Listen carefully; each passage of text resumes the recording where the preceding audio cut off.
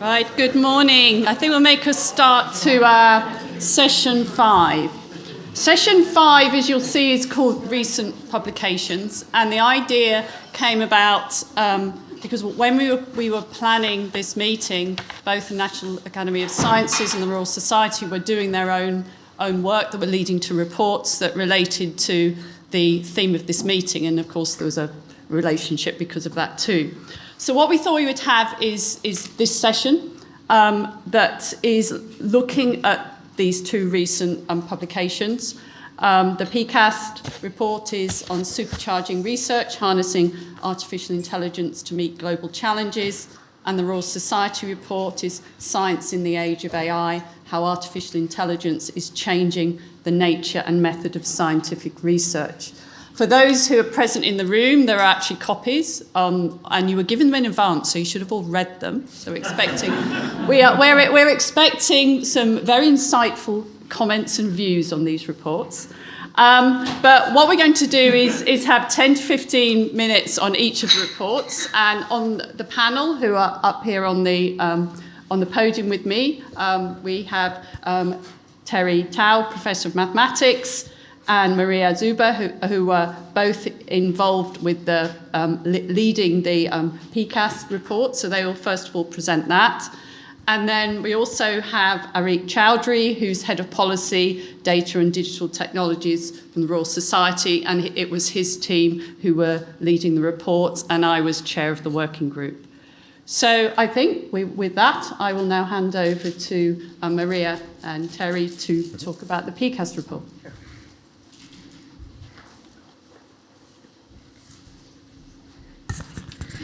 Okay, thank you very much. It's really an honor to be with you here today. So the President's Council of Advisors on Science and Technology was tasked to write a report on AI, and so I will talk a little bit just about PCAST and how this report came to be, and then I'm going to turn it over to Terry, who co-led the working group along with Laura Green of Florida State University, and he will briefly summarize the results of the report. Okay, so the President's Council of Advisors on Science and Technology, or PCAST, it's created at the beginning of a presidential administration by executive order, and the members are presidentially appointed and appointed for a 2-year term, which gets extended and basically lasts as long as the president desires. Okay, and they come and go with the president. So we are. We're there in an advisory capacity, and we serve without compensation. Okay, not surprisingly.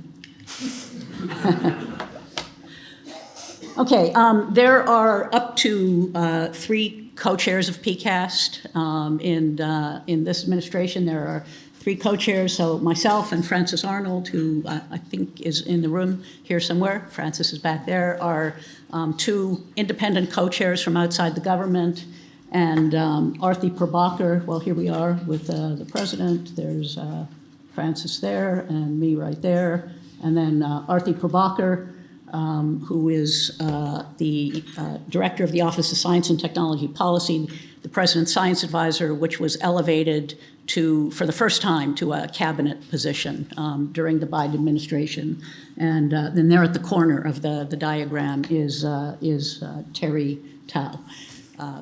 And so we solicit information from stakeholders. We have congressional mandates to produce a couple of reports on a regular basis, one on networking and information technology research and development program, and the National Nanotechnology Initiative. So our primary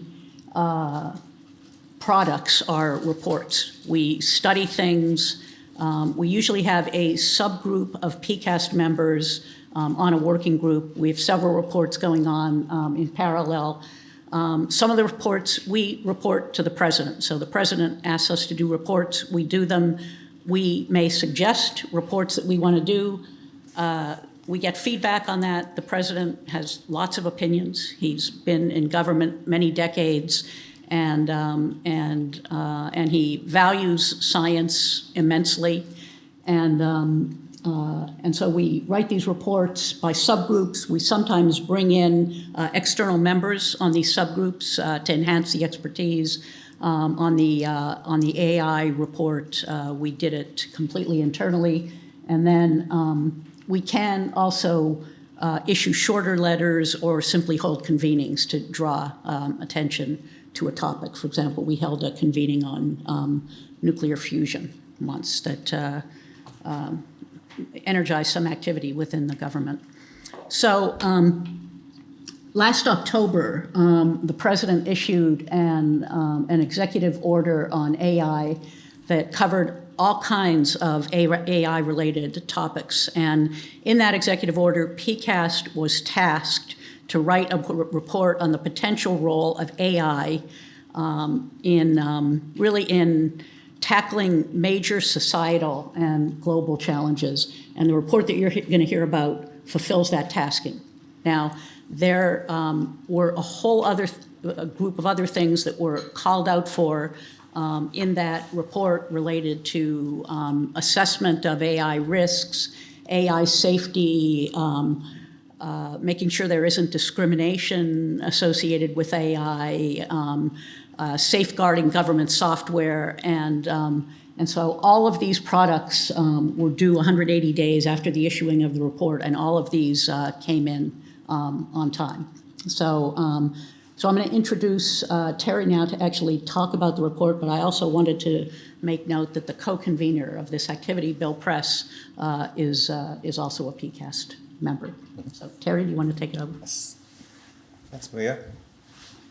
So as Maria discussed, this is a report aimed primarily, well, officially at the president, but in practice more at federal government agencies, to explain sort of the role of AI in science. In many ways, the audience here is the one that sort of least needs to see this report, because you all know what AI is and what the strengths and weaknesses, especially in the last 2 days. So the audience is different, and our recommendations are aimed more at what federal agencies can do to ensure that AI actually improves and supercharges science rather than harms it.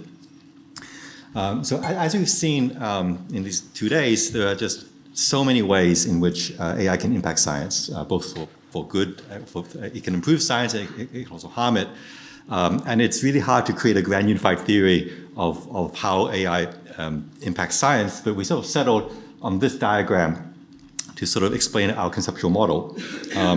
So in this model, we see 3 pillars that we really need to pay attention to and nurture in order for AI to actually supercharge science as opposed to make it worse. The first is human empowerment, that human scientists should be empowered by AI and not replaced by them. We've talked about human in the loop things, but this will go beyond that. We really want AI to allow humans to achieve their full potential. The second pillar is responsible use, and this was the focus of the previous session. AI should be used in ways that are replicable, uncertainly quantified, and try to minimize energy use and so forth. And then the third is shared and open resources that in order, again, for replicability, but also to avoid monoculture and concentration of AI capabilities in just a very small number of providers, you really need, and to just reduce redundant, wasteful, redundant efforts, we need key infrastructure in AI to be replicated, to be openly shared. Sorry. Okay, so I'll talk about each of these pillars in turn, and our recommendations, again, mostly aimed at the U.S. federal government to implement these. So as I said, regarding empowerment of human scientists, we see that the best potential for AI assistance is to complement and empower human scientists rather than simply replace them, because the skills really are complementary. So AI, we all know what AI can do. They can process huge streams of data. They can identify promising solutions. at scales that unassisted humans can't. And increasingly, more mundane tasks like laboratory coding, work coding and writing can be done. Of course, there are issues of doing it responsibly.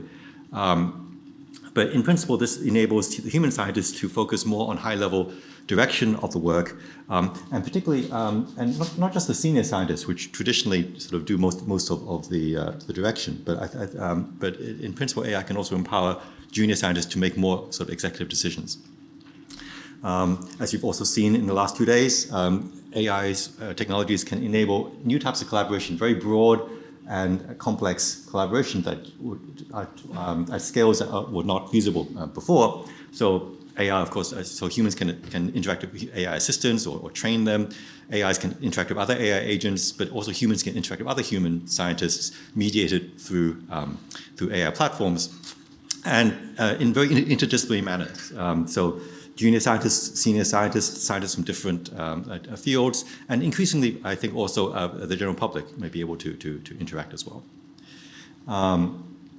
So our recommendations in this area, we have two. So one is to encourage and support both basic and applied research in AI that really encourages really broad interdisciplinary collaborations that involve not just academia, but industry, national labs, federal agencies, possibly even the general public. There are some prototypical examples in the US, and I think there was some also mentioned in the UK yesterday.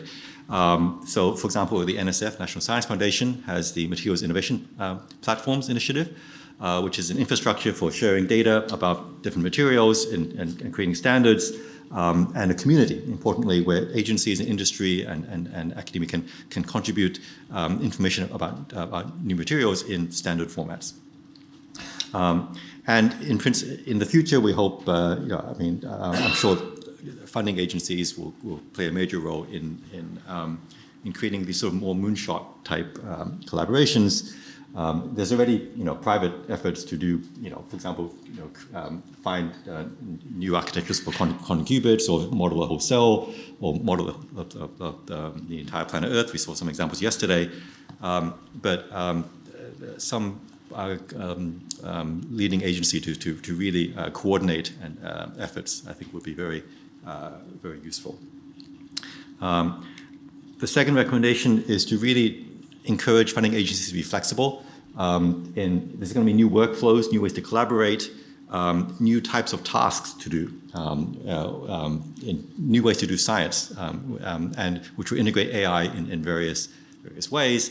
And so we have to introduce new types of metrics, new types of funding models, new types of procedures, new types of challenges that encourage ways to strategically introduce AI into a scientific project.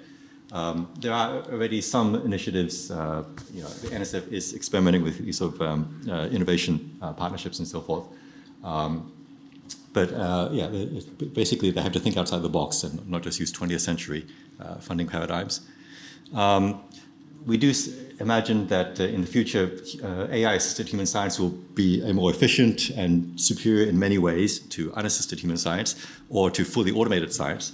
But we also still see a role for traditional science. There was some discussion today and yesterday about what is lost when we move to AI. Dominated science paradigms, and for the interest of intellectual diversity, and because of the complementary value that just more traditional scientific research gives, we should definitely not fully mandate that everything gets AI added to it. That would not be a good idea. So that's empowerment of human scientists. Our second pillar is responsible use, and so I basically don't need to explain all this because the previous session was all about this. So AI can be used both to make science less responsible and more responsible. It's really what really makes a difference. We believe is what is the culture that scientists will end up adopting. So in the best case, if we have a culture of response to AI, our norms will ensure that we try to externally validate our AI inputs, we protect privacy, We measure algorithmic bias and compensate for it, and we try to make data transparent, replicable, and open, and explainable. So this has all been discussed at length, so maybe I won't say much more about it, except that it's not something that the scientific community alone, it's not just the users of AI and the producers of AI tools. I think that we'll have to also introduce, have a discussion with humanities, ethics experts and the like, and with policymakers. And because we don't know the rules, and as the technology develops, the norms will have to adapt, and we'll have to have this discussion. It will be an ongoing discussion. And in addition to all these previous desirable features, we also need to monitor the energy use, environmental impacts of AI tools. We do hope that lightweight models and with shared resources, the cost of using AI, especially for scientific purposes, we don't necessarily need the largest scale models to do science, that this will make things more efficient. So our main recommendation is to ensure that scientists really keep responsible AI practices at the forefront of whenever they use AI, that they don't just sort of tack it on as afterthought. Oh, we should actually have done this responsibly. Oops. But we do want researchers to really plan responsible AI use into their research. So one of the main recommendations is to require funding, to have funding agencies require responsible AI use plans from researchers who are going to use AI in their funded research to assess various AI risks and describe the mitigations. And there are, the US already has, the federal government does have some principles already. There's something called the AI Bill of Rights that was developed by the executive branch, and NIST also has the AI risk management framework to start quantifying some of these. Our final pillar that we want to emphasize is shared and open resources. The most powerful proprietary models is unlikely the scientific community will ever be able to replicate at that kind of scale independently. But smaller models that are open source but still powerful enough for research purposes should be able to be developed. And ideally, put on a common platform. There should be a shared infrastructure for models, standards, best practices, so that you don't have to keep developing your own separate AI models. There will be standard platforms for doing different branches of science. The federal, we've talked a lot about how data is the fuel of AI. The federal government happens to sit on an enormous amount of really valuable data for science, and there are many data sets that, if released responsibly, could be very useful. Just one example: wildfire prediction, real-time wildfire prediction. If we had lots and lots of data on images of wildfires in real time, you could train on that and get much better and faster predictions of wildfire propagation. And it just so happens that, for unrelated reasons, the Defense Department in the US is sitting on a lot of satellite data of the entire planet, including lots of actual images of wildfires. And so we have recommended in past PCAST reports to declassify some of that data. And there's just many other examples of this. So our recommendations here. Are first to encourage efforts to broadly and equitably share basic AI resources. There is an initiative already just launched in the US for this. It's called the National AI Research Resource. It is currently a pilot project, mostly funded by sort of donated compute and repurposed supercomputers from labs, to host various open source models and data sets. And scientists and also small companies and other groups can bid for supercomputer time or for computer time to run some of these models. And this is just the first. Ideally, if this gets fully funded, it will be the first step to sort of the stepping stone where you can do more ambitious moonshot programs that I mentioned previously. And then finally, we recommend that existing programs to give access to federal data sets be expanded. So again, there are some pilot projects to give access to, say, census data, and a couple other federal data sets. Some are already openly available. There are some data sets that are public, but they need to be curated, with much better metadata. That is a much more ambitious task, but potentially with new AI tools, we can also upgrade existing data sets that are already available to become much more useful. So I think that is all. Yeah, so there's an executive summary, but I think I'll skip it. And this is our team.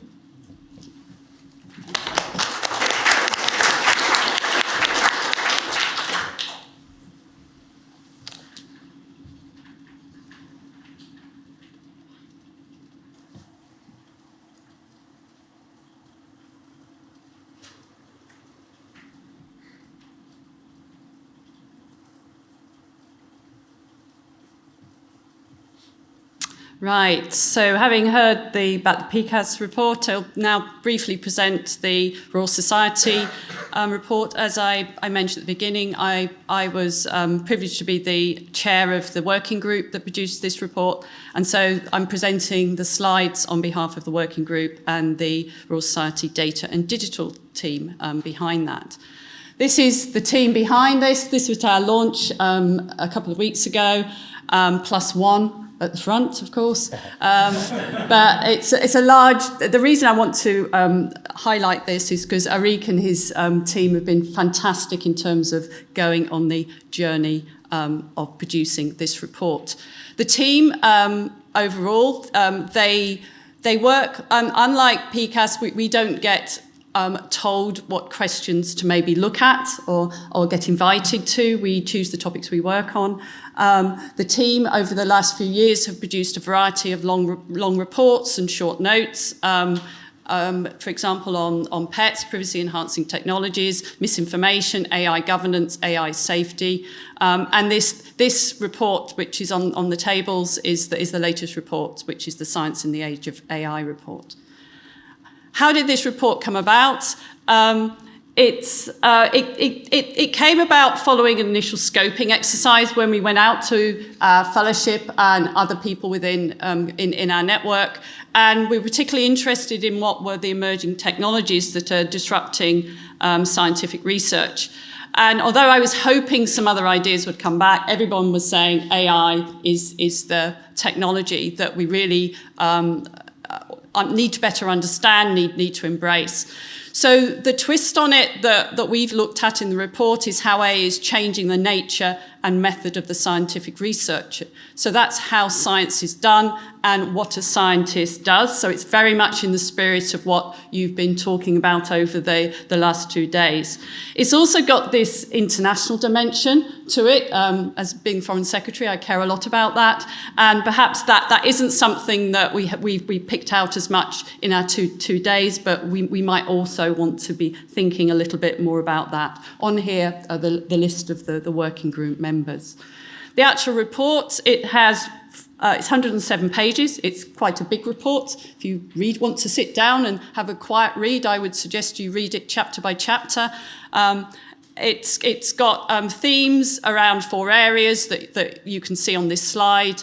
And it's trying to provide a balanced perspective of what are the opportunities and what are the challenges. So if, for example, you look at the on skills and interdisciplinarity, things that came out in the work in terms of research skills is the trend we see in researchers wanting to be good at AI rather than good at science is something we need to be careful of. And in interdisciplinarity, the recognition and reward systems that are lacking to reward the people behind the scenes, particularly related to career progression. The methodology used for this was to talk with and engage with over 100 leading scientists. There were involved interviews. It involved a number of round tables. We were fortunate not to have 6 months, but a bit longer to put this together. And you can see some of the round tables and the topics.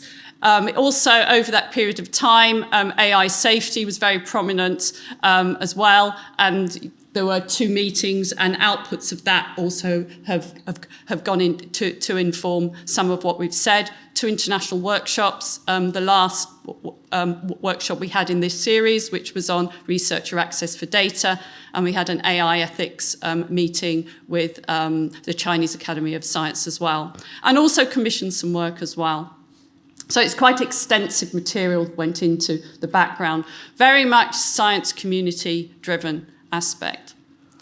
And if you want to say that the take home is that the scientific community wants to ensure that AI contributes to reliable experimentation. I think if you had to have one line, it would be that. We've been talking about that. And I just wanted to have this slide in because it was the sort of feedback that we were having, the concerns, the excitement, and I think that's very much where we are today. This report is of course trying to take a snapshot of where we are today. 10 years' time, it'll be interesting to see how we look back and look at where we were. Some of the key findings, none of these will be surprising, but they also overlap with some of the things that are in the PCAST report. We hear a lot in terms of applications. We hear a lot about a few applications, but there are applications found across STEM as a whole. High quality of data is recognised by the PCAST, but of course it's a challenge to science areas where sharing data isn't part of normal practice.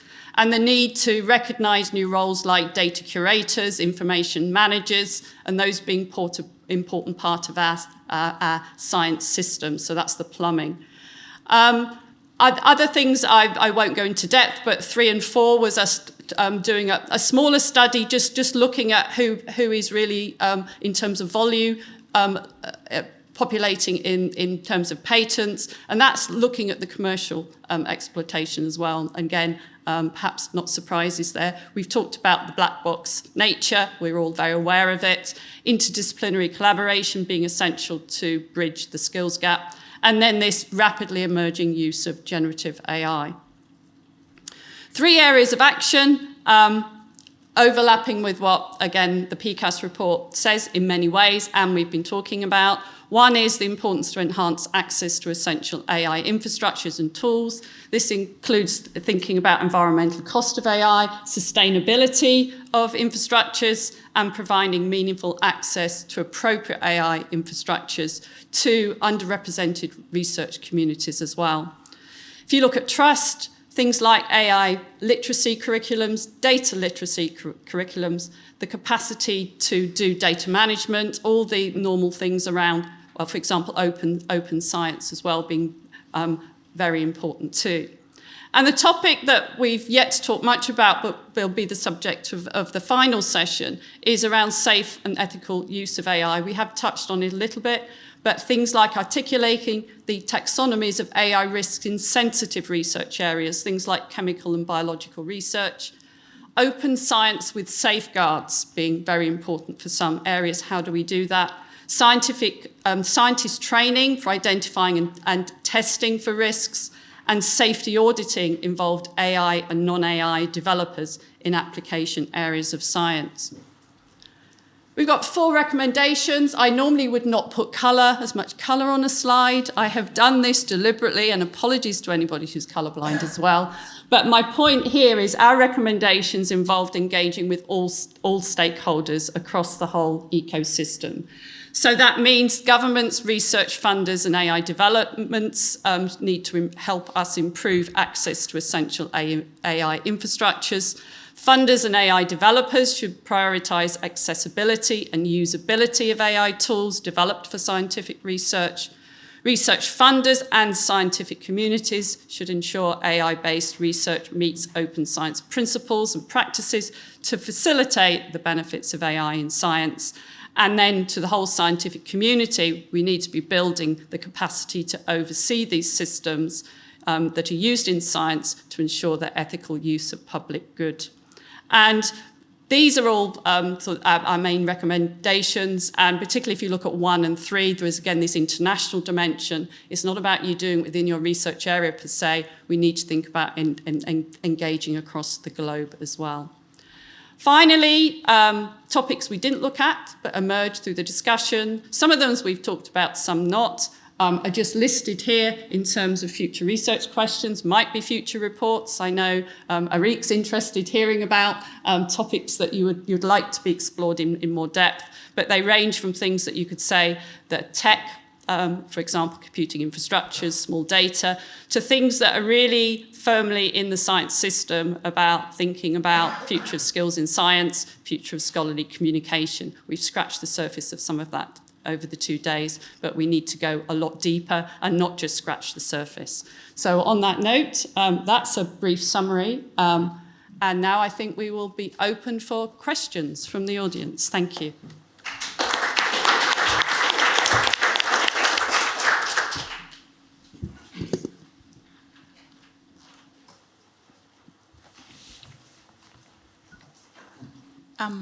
Thank you. That was great. I am particularly interested in the comments on these multi-agent systems that involve scientists and AI agents, and this idea of AI-mediated scientific collaboration. I think that one of our bigger challenges is to do multidisciplinary integrated science and use data that comes from different disciplines, different perspectives. How do we enable that? And so I think that AI can really help mediate across disciplines. And I think it's a really key area to help us tackle more complex problems. The idea of using AI across all the scientific workflows, which you mentioned, Terence, that could be very powerful. However, in scientific research, we have found that the workflows are very individually crafted, very fast evolving. So it's really hard to figure out what is reusable, what is really general tools that support those workflows. I wanted to ask, what did you have in mind in the committee? What kinds of tools would help scientific workflows using AI across the board? Right. Well, I can speak for my own field of mathematics, but maybe it doesn't generalize too much. But like one activity that's becoming very popular well, maybe not very popular, but more popular in mathematics is trying to formalize mathematical proofs in a way that can be computer verified. Right now, only a tiny fraction of mathematics actually is really computer checkable. But we are beginning to create these large-scale collaborative projects where you can take a human-written proof of 100 pages that needs to be formalized. You break it up into 1,000 little pieces, and you crowdsource the effort to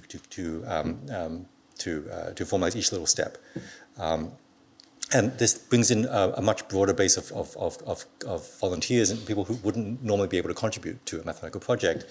And just beginning to get AI involved, AI can automatically formalize some of the smaller steps by themselves. And maybe in the future, this library of formalized data sets can be used by AI to train on, and so forth. It's changing our culture a little bit. Like in mathematics, it's hard to collaborate with more than 5 people because you have to trust everyone's work line by line, and you can't sort of collaborate. The large-scale collaboration, big science doesn't really happen yet in math, but that is there. Can I just add to that? So so actually one of the interesting things about PCAST reports is that it doesn't require buy-in from any federal agency per se, because it's an independent group that can just write what it writes. So sometimes when you require approval from lots of agencies, it gets watered down so that it doesn't, say what have the impact that it really wants to have. So, but obviously you like to write a report that people on the receiving end would like to have. And so one of the things that got discussed in our deliberations was interoperability of data. And that certainly came up yesterday in the discussions about high quality data sets and the ability to use data sets on many platforms. And I think that's something that we would have dug into a lot more had we had more than 180 days to work on this. Arik, would you like to add? Just to add, so one of the key themes of the Royal Society report was about promoting interdisciplinary research. And there's one of the standout ideas that came up in a lot of the conversations was AI as a translator between languages, but also across fields, so that you could have researchers working more closely together, understanding each other's concepts and terminology. And I think that is probably the lowest hanging fruit in terms of how AI could be used most effectively. Another question. So one thing I noticed as somewhat contradictory is this idea of having a shared infrastructure in order to combat this monoculture or the potential pitfall of the monoculture. But listening to and then also reading some of these the reports as well as the EO and whatnot, it looks like in fact the whole set of the governments are actually pushing for a monoculture in terms of what we even mean by AI. So in fact, and then there was a competition against the, let's say, commercial vendors, and especially if the commercial vendors already have the solutions that they make money out of, while we actually want our taxpayer money to pay for the thing that is already overlapping and redundant, when we want to push for something that is different in terms of what the AI is going to be and how AI is going to be, rather than trying to build yet another data center, and then yet another language model.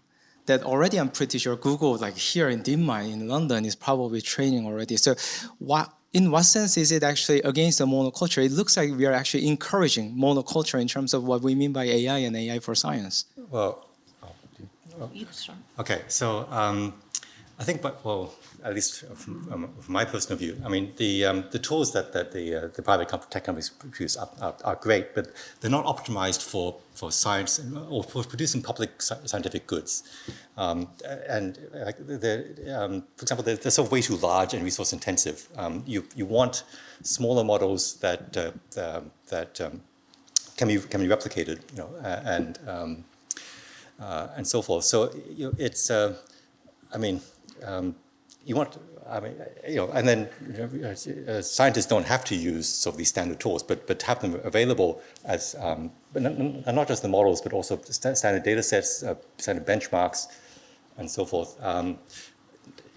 It's there will be it will be community driven. So I mean, it won't be monoculture in the sense that the scientific community can themselves add to all and develop these things themselves, and they can still also in applications where the big proprietary models are available and an option that is also available too. So we're not cutting down on the number of options. Yeah, and I think so. Clearly, the tech companies are going to have overwhelming the amount of compute capability that universities are going to have. But in universities, we train the next generation of people, okay, who are going to be future AI and other researchers in other scientific fields. And it's really important that the capability within universities be up to the task of being able to do state-of-the-art work, albeit smaller in scope work, and that the ability to get access to say you can't depend on access to the tech company resources. I mean, if your former student is at a tech company, then you can work an arrangement, but clearly we want broad, equitable participation, and I think the general public would also consider it very important that academia be an objective source, that has open access models. That it's going to be very important moving ahead to compare with what's coming out of the tech companies. I think there are some interesting policy questions arising as well. So if you think about data protection legislation across jurisdictions will be different everywhere, and they may have different requirements over what is acceptable to even upload onto some of these platforms. And then it may be questions later down the line about whether it's even ethical or right to build on top of platforms that aren't transparent about how they've been developed, and may have legal issues around that. And again, we touched upon this a little bit in our report, so I think that's where a lot of the focus in governments is coming from. And then on top of that, there's the question of accountability, which over the past 20 years we've seen is very difficult to achieve with some of these large multinational tech companies. John? All right. I didn't see any discussion of tax policy that would make it advantageous to tech giants to donate unused cycles to academia. Did that come up? So the pilot National AI Research Resource, most of the compute is actually donated by big US tech companies. I'm not sure whether that's a tax deductible donation, but I mean, I think there's certainly there's some benefit on the side of the private companies to get buy-in and to foster collaboration with the federal government. But yeah, that's a little above my pay grade, I think. So David, when you make recommendations to the president, you make a recommendation of what you need, not necessarily how you do it. And because the federal government wants flexibility in how they can implement a recommendation. So.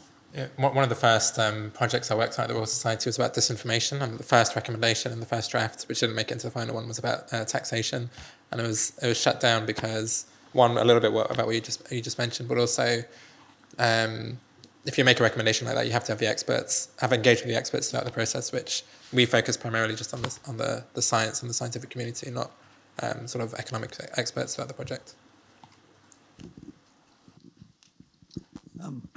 A question about a document. The PCAST report is written for a particular audience, the President of the American administration, and its aim is to say that the US should sustain supremacy in all these key areas of science. I'd like to ask, do you really think you can confidently retain preeminence over China in these areas, and is it good for the world if you do? That I think is really above my pay grade. Okay. I mean, so our recommendations were, of course, specific to the federal government, but I think the general principles are valid. Of course, science is an international activity. I mean,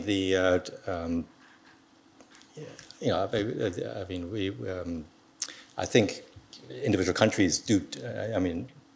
Do benefit when their science, their scientific output is shared openly with other countries. I mean, so yeah, no, we did not. I don't actually. Yeah, so the U.S. needs to continue to lead in AI and other things, but I should say that President Biden and Prime Minister Sunak, got together and asked PCAST and the equivalent British Advisory Council to get together and talk about ways that we can collaborate. And one of the top issues that was discussed when we met collectively in Washington earlier this spring was in AI. So.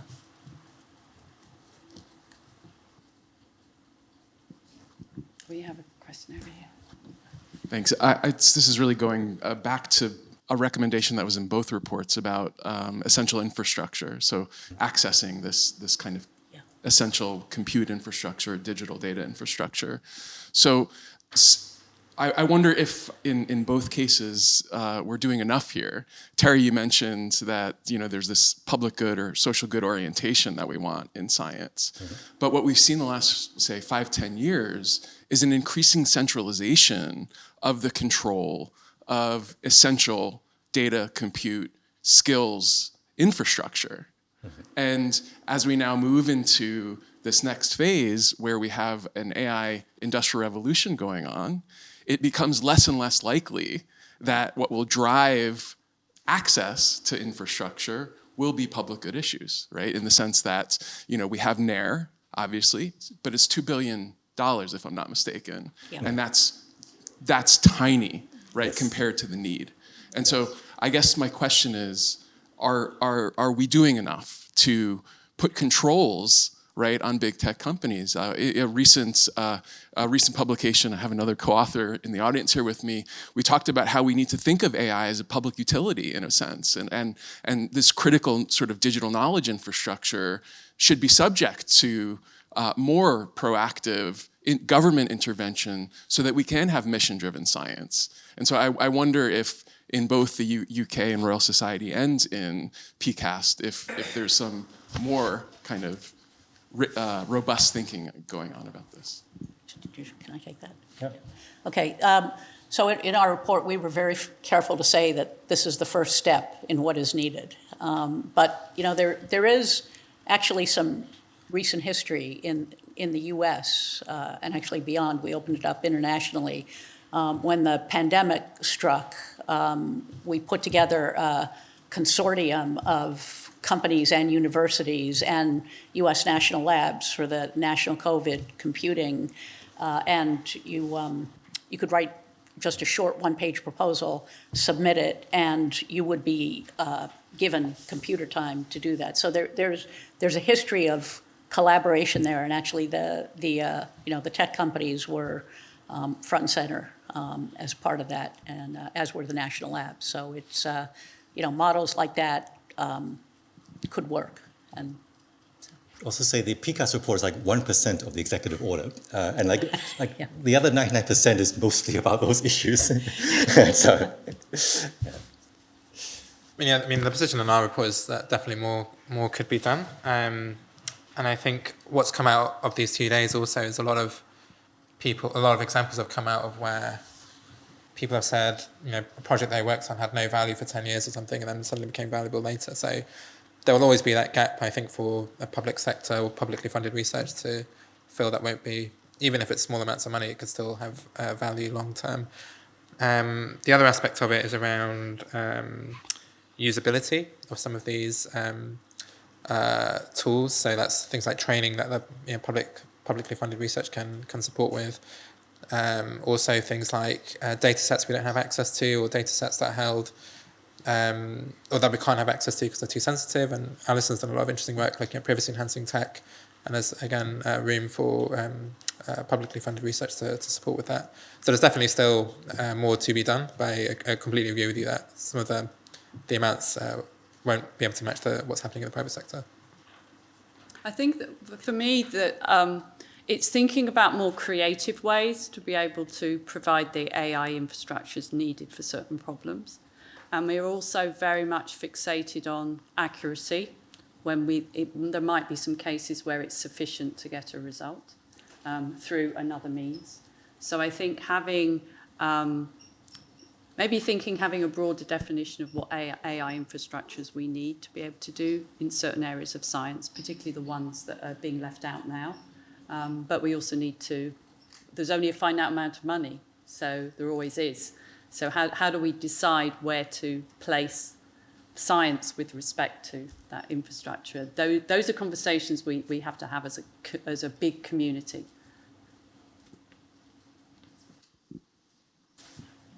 I just wanted to follow up on this infrastructure question because, in fact, the NAIRR has been in the works for many years, and what has just been put out truly is a baby first step. Yeah. The vision was much bigger and much more ambitious, but the money is not there. So what money there is, by passing the hat, is what we have. I don't think that we should lose sight of the vision, though. Yeah.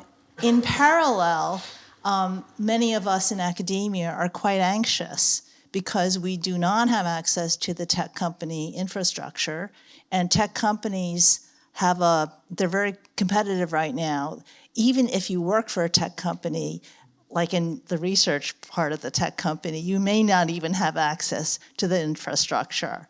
So what I have observed very recently, because I've been a part of one of these efforts, is independent efforts going on in the US, where the one I'm going to talk about is called Empire AI, and it is a New York State play.